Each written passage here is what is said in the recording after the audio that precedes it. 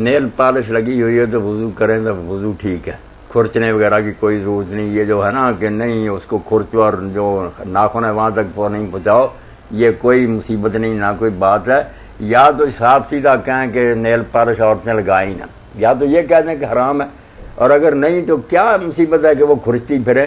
کہاں حکم ہے کہ اس میں گھسیڑو پانی. جب آپ کسی شخص کو کہیں کہ روٹی کھانے سے پہلے ہاتھ دھوؤ، اس نے بے شک اس کے نیل پر جو دعا ہے تو آپ مانتے ہیں کہ نہیں اس نے ہاتھ دھو لیے. یہی حکم ہے خدا کا. یہ تو نہیں کہ اس کے اندر چھریاں پھیر کر پانی داخل کرو. کیوں تنگ کرتے ہو خلق خدا کو؟ بس جس حالت میں جب اس نے ہاتھ دھو لی اللہ اللہ خیر سر، کوئی ناپاک چیز نہیں لگی ہونی چاہیے. تو نیل پالش کے ساتھ وضو ٹھیک بالکل صحیح ہے. اور جو لوگ کارخانوں میں کام کرتے وہی میرے بھائی سن لیں، ان کے لگی ہوتی ہے لوک وغیرہ اور سارے، کہاں سے وہ صاف کرتے پھریں؟